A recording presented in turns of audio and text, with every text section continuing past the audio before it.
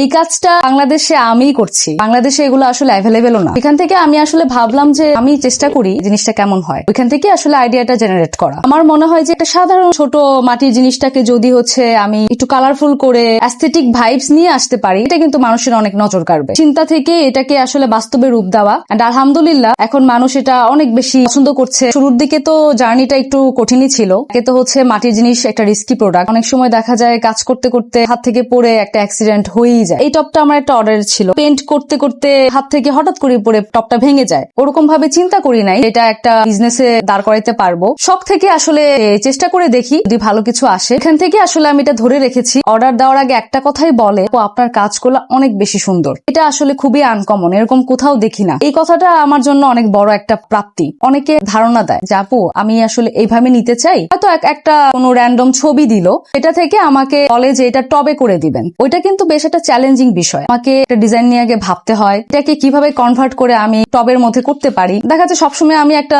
কিছু নিয়ে চিন্তা করতে থাকি, মাঝে মাঝে নেচার থেকেও আমি আইডিয়া নেই। বাহিরে যাচ্ছি বা কোনো একটা কিছু দেখতেছি, মনে মনে আমি আসলে নিজের মতো করে একটা ডিজাইন আমি ক্রিয়েট করি, এটা টবে করলে আসলে কেমন হবে। কোথাও দেখলাম যে একটা ওয়াল পেইন্ট করা, অথবা একটা গাছের পাতা হয়তো একটু এলোমেলো করে পড়ে আছে। বহু থিমের যে টপগুলা ওইগুলা কিন্তু আপনার নেচার থেকে আসে, কিন্তু এটার প্যাটার্নটা ভিন্ন হয়। মুজিগুলা আছে কিউট ক্যাট টাইপের, যারা একটু ক্যাট লাভার, এই টাইপের কিছু থিমের ক্যারেক্টার মডেলের পট করেছি। আসলে আর্টের তো নির্ধারিত কোনো দাম হয় না, তারপরেও তো বিজনেসের জন্য একটা প্রাইস রাখতেই হয়। চেষ্টা করি যতটা সম্ভব ওইভাবে অ্যাডজাস্ট করার। পুরো ওয়ার্ল্ড ওয়াইড আমি চাই যে আমার কাজটা মানুষ দেখুক, ম্যাক্সিমাম মানুষের ঘরে একটা পিস হলেও একটা টপ থাকুক, আমি আসলে এটা চাই।